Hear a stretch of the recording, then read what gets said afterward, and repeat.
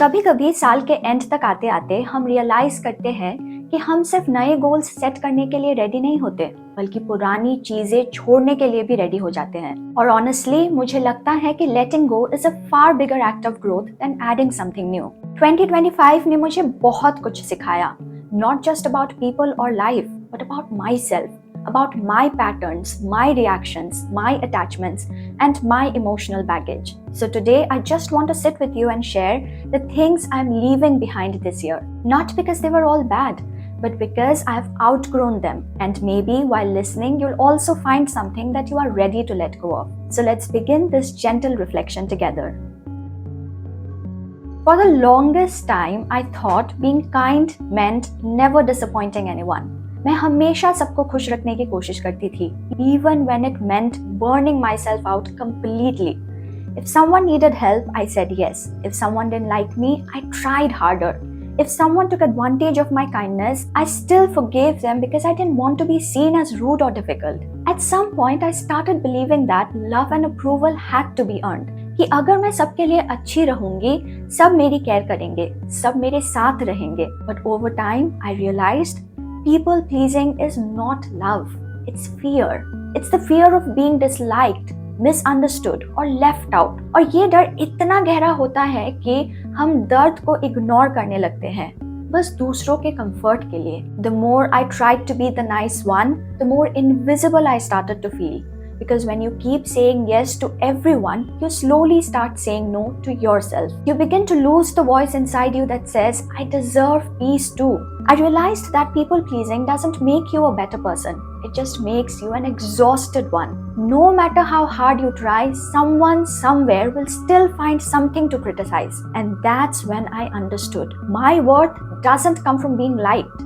Comes from being real. Now I'm learning to say no without feeling guilty, to be kind without being available 24/7, to understand that boundaries don't make me selfish, they make me self-respecting. मैं अब ये समझ गई हूँ, अगर किसी को मेरी kindness तब तक पसंद है जब तक मैं उनके according चलती हूँ, तो वो kindness के लायक ही नहीं है. If saying yes costs me my peace, then that yes is too expensive. I've also learned that not everyone deserves access to my energy.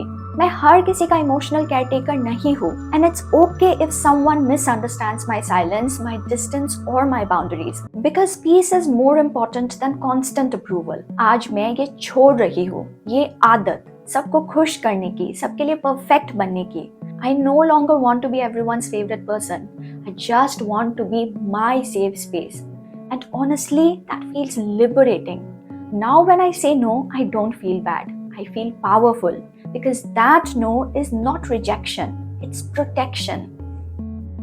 मैं पहले अपनी लाइफ को हमेशा दूसरों के स्केल पर नापती थी. मैं सोशल मीडिया स्क्रॉल करती थी और देखती थी मेरे फ्रेंड्स अपने लॉन्ग टाइम पार्टनर से शादी कर रहे हैं, कुछ लोग पेरेंट्स बन रहे हैं, कोई अपनी ड्रीम कार या हाउस ले रहा है, और कुछ back to back international trips पर जा रहे हैं. और मैं हर बार ये सोचती थी, मैं अभी तक यहाँ क्यों नहीं पहुंची. उस वक्त मुझे लगता था कि मेरी लाइफ कहीं रुक गई है, जैसे मैं स्लो हूँ और सब लोग मुझसे आगे निकल गए हैं. मुझे लगता था मेरे माइलस्टोन्स डिले हो गए हैं, मेरी स्टोरी इनकम्प्लीट सी है. मैं अपनी जिंदगी को उनके टाइमलाइन के हिसाब से मेजर करती थी, जैसे अगर उन्होंने 35 तक कुछ अचीव कर लिया तो मुझे भी करना ही चाहिए. लेकिन पिछले कुछ सालों में मुझे ये समझ आया है कि लाइफ किसी कंपैरिजन चार्ट जैसी नहीं होती. सबके सीजन्स अलग होते हैं. किसी के लाइफ में स्प्रिंग जल्दी आता है, किसी के लेट. और इसका मतलब ये बिल्कुल नहीं होता कि एक कम है और दूसरा ज्यादा. अब मैं अपनी जर्नी को अपने पेस पर जीती हूँ. जो भी स्टेप मैं लेती हूँ, चाहे छोटा हो या स्लो, मैं उसे अप्रिशिएट करती हूँ. मुझे अब ये समझ आया है कि खुश रहने के लिए मुझे किसी और के माइलस्टोन से कंप्लीट करने की जरूरत नहीं है. मैं बस अपने ग्रोथ, अपने पेस और अपने ट्रुथ पर ध्यान देती हूँ, क्योंकि अब मुझे पता है मेरी कहानी यूनिक है और मुझे किसी और के स्क्रिप्ट से अपने लाइफ कंपेयर करने की जरूरत नहीं है. I was in a relationship that lasted more than a decade, more than 10 years. That's not just time. That's a whole lifetime of shared dreams, routines and memories. For a long time, I genuinely believed he was my forever. You know that kind of love जिसमें हम अपना future plan कर लेते हैं, शादी, family, even the smallest daily moments. And then one day, it all ended, just like that. He moved on. He got married. And I was left standing there confused, shattered, questioning everything I believed about love, destiny and forever. उस phase ने मुझे पूरा shake कर दिया to my very core. मुझे लगा अगर 10 साल का कनेक्शन खत्म हो सकता है तो फिर forever का मतलब ही क्या है? But slowly, painfully, beautifully, I realized something. Forever was never about time. It was about impact. Some people come into your life not to stay forever, but to change you forever. And once they have done that, their role in your story is complete. I spent months trying to make sense of it, replaying moments, questioning what I could have done differently. But one day it hit me. Maybe nothing went wrong. Maybe it just ended because it was meant to. Because that version of me had learned everything she needed to from that love. Now when I look back, I don't see loss. I see transformation. I'm not bitter anymore. I'm a little maybe. But I am grateful because that chapter taught me what real vulnerability feels like, what heartbreak can teach you about yourself, and most importantly, that no love is wasted, even if it doesn't last forever. Today, I no longer romanticize the idea of forever. मैं अब present में जीती हूँ. I value moments more than promises. If someone's presence feels peaceful and honest today, that's enough for me. If they stay, I'll cherish it. If they don't, I'll still be thankful for what was. Because nothing and no one is forever. And that's okay. The beauty of life is in the impermanence. And letting go of that illusion has set me free. Free to love again without fear. Free to live again without expecting permanence in a world where everything keeps changing. Oh God. This has honestly been one of the toughest battles of my life. मैं अपनी सबसे बड़ी critic हूँ. मैं हर चीज में flaw ढूंढती हूँ. मेरा फेस, मेरी टीथ, मेरी बॉडी, कुछ भी परफेक्ट नहीं लगता. जब भी मैं मिरर में देखती हूँ, अप्रिसिएशन के बजाय जजमेंट आता है. मैं हर छोटी मिस्टेक को इतना ओवरथिंक करती हूँ जैसे दुनिया खत्म हो गई हो. मैं अपनी ग्रोथ को नोटिस ही नहीं करती, बस अपने शॉर्टकमिंग्स पर फोकस करती हूँ. बट धीरे धीरे मुझे महसूस होने लगा है कि मैं अपनी ही एनिमी बन गई हूँ. इस साल मैं ये पैटर्न छोड़ना चाहती हूँ. मैं चाहती हूँ कि मैं अपनी सबसे बड़ी चीयर लीडर बनूं. मैं सीख रही हूँ अपने आप से जेंटली बात करना, जैसे मैं किसी दोस्त से करती हूँ जो टफ फेज से गुजरी हो. मुझे पता है ये इजी नहीं होगा. सालों पुरानी आदतें एक दिन में नहीं जाएंगी, पर मैं ट्राई करूंगी. हर बार जब वो क्रिटिकल वॉइस उठेगी, मैं उसे रिप्लेस करूंगी एक जेंटल थॉट से. It's okay JB, you are trying and that's enough. क्योंकि मैं अब समझ गई हूँ, ग्रोथ तभी सस्टेनेबल होती है जब वो प्रेशर से नहीं, कंपैशन से आती है. मैं पहले हर चीज प्लान करना चाहती थी. नेक्स्ट मंथ का प्लान क्या होगा, नेक्स्ट ईयर का विजन क्या है, अगला स्टेप क्या लेना है. मुझे सब कुछ क्लियर चाहिए होता था. अगर कोई अनसर्टेनिटी होती थी तो मैं रेस्टलेस हो जाती थी. मुझे लगता था कंट्रोल होना जरूरी है वरना लाइफ बिगड़ जाएगी. लेकिन अब धीरे धीरे समझ आया है कि किसी के पास भी सब जवाब नहीं होते. हर कोई अपनी लाइफ के किसी न किसी फेज में कंफ्यूजन, डाउट और केओस से गुजरता है. बस फर्क इतना होता है, कोई उसे एक्सेप्ट कर लेता है और कोई उससे लड़ता रहता है. मैं भी पहले लड़ती थी, हर छोटी बात को कंट्रोल करने की कोशिश करती थी. लेकिन जितना ज्यादा कंट्रोल चाहा, उतना ही एंजाइटी बढ़ती गई. फिर एक दिन लगा शायद नॉट नोइंग भी लाइफ का एक पार्ट है. इस साल मैं अपने आप को अलाउ कर रही हूँ थोड़ा कंफ्यूज होने, थोड़ा अनश्योर रहने और फिर भी चलने के लिए. मैं सीख रही हूँ प्रोसेस पर ट्रस्ट करना, चाहे पूरा रास्ता नजर ना आए. क्योंकि अब मैं समझ गई हूँ क्लैरिटी कभी एक ही मोमेंट में नहीं आती. वो तो धीरे धीरे एक एक एक्सपीरियंस से बिल्ड होती है. और शायद वही अनसर्टेनिटी ही लाइफ को ब्यूटीफुल बनाती है. I have been a chronic overthinker. मैं पहले हर बात पर ओवरथिंक करती थी. किसी ने रिप्लाई नहीं दिया तो मैं तुरंत सोचने लगती थी शायद मैंने कुछ गलत कह दिया. कोई ज्यादा फॉर्मल बिहेव करे तो लगता था वो मुझसे इरिटेटेड है. हर छोटी बात, हर छोटी साइलेंस मुझे एनालिसिस मोड में डाल देती थी. मुझे लगता था कि अगर मैं सब कुछ समझ लूंगी तो हर्ट नहीं होंगी. लेकिन सच तो ये है, जितना मैं ओवरथिंक करती गई उतना ही अपने पीस ऑफ माइंड से दूर होती गई. मैं सिचुएशंस को 10 टाइम्स ज्यादा कॉम्प्लिकेटेड बना लेती थी, जितनी वो एक्चुअली होती भी नहीं थी. पर एक दिन मुझे लगा मैं अपने दिमाग के अंदर ही इतना टाइम जी रही हूँ कि रियल लाइफ मिस कर रही हूँ. और तब डिसाइड किया मुझे सब आंसर्स नहीं चाहिए. कभी कभी थिंग्स अनक्लियर रहती है. इस साल मैं अपने थॉट्स को ओवर एनालाइज नहीं करूंगी. मैं अपने माइंड को थोड़ा रेस्ट देना चाहती हूँ.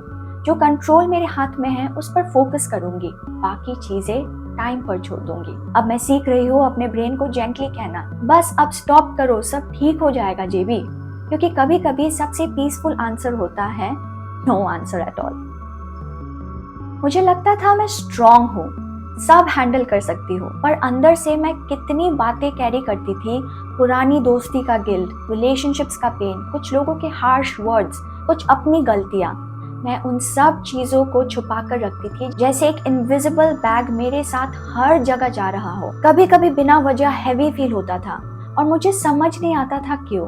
फिर रियलाइज हुआ मैं अपने साथ पुरानी मेमोरीज, पुरानी डिसअपॉइंटमेंट्स और अनस्पोकन इमोशंस लेकर चल रही हूँ। अब मैं सीख रही हूँ उन्हें रिलीज करना, सब कुछ भूलना नहीं पर एक्सेप्ट करना। जो हुआ उसे बदला नहीं जा सकता, पर उससे सीखा जा सकता है। मैं अपने दिल के अंदर थोड़ा स्पेस बनाना चाहती हूँ नए एक्सपीरियंसेस के लिए।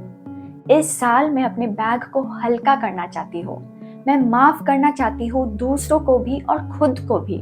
मैं उन सब लोगों को दिल से थैंक यू कहना चाहती हूँ जिन्होंने मुझे कुछ सिखाया, चाहे दर्द के थ्रू ही सही। मैं छोड़ना चाहती हूँ वो एनर्जी जो मुझे नीचे खींचती है, क्योंकि अब मुझे लगता है जब दिल हल्का होता है तभी जिंदगी ट्रूली ब्यूटीफुल लगती है।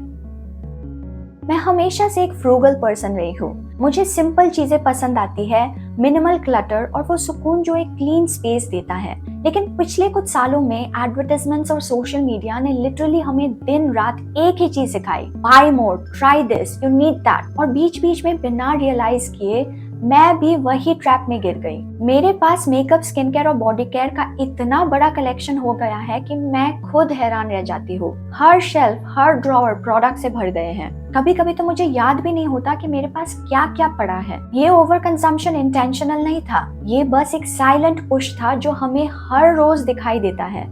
लोग बोलते हैं फोमो, बट अब मुझे जेन्युइनली वापस उस बेयर बोन सिंप्लिसिटी में जाना है जिसने मुझे पहले हमेशा पीस दिया है। 2026 मेरे लिए अंडर कंजम्पशन का साल होगा, कॉन्शियस और इंटेंशनल कंजम्पशन का साल। मैंने डिसाइड किया है जो भी प्रोडक्ट्स मेरे पास है मैं उन्हें पूरा यूज करूंगी before I buy anything new.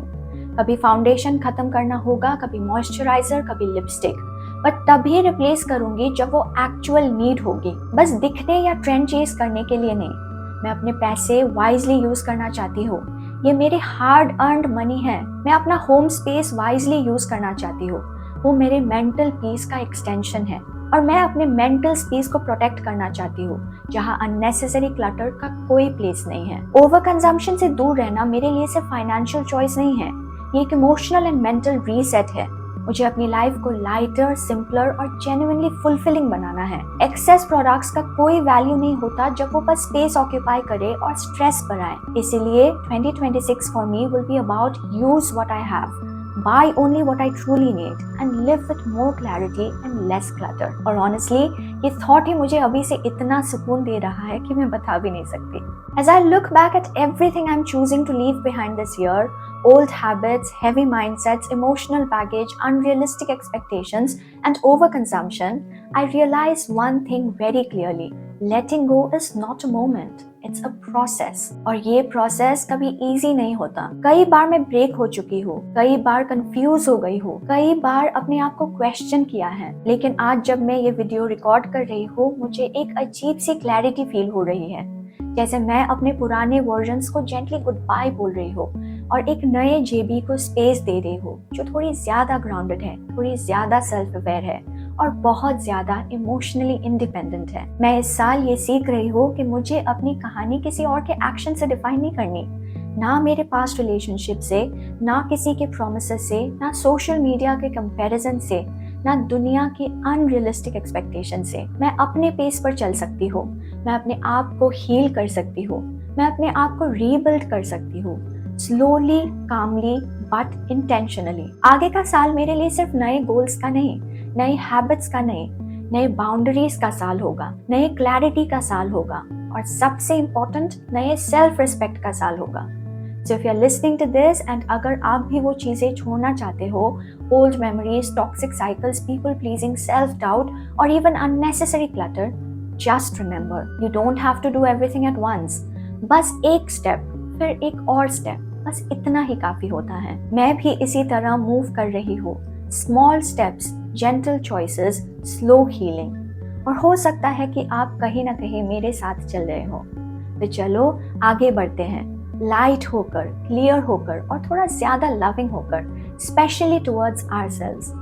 Thank you so much for being here, for listening and for holding space for my story. अगर ये वीडियो आपसे रेजोनेट हुआ तो let me know in the comments. आप इस साल क्या छोड़ रहे हो, क्या हैबिट, माइंडसेट या इमोशन आपको अब सर्व नहीं कर रहा, और आप किस वर्जन ऑफ योरसेल्फ को स्पेस देना चाहते हो। मैं आपके रिस्पॉन्सेज जरूर पढ़ूंगी एंड रिप्लाई करूंगी। Till then, take care of your mind, your heart and your space. I'll see you in the next episode. Keep glowing.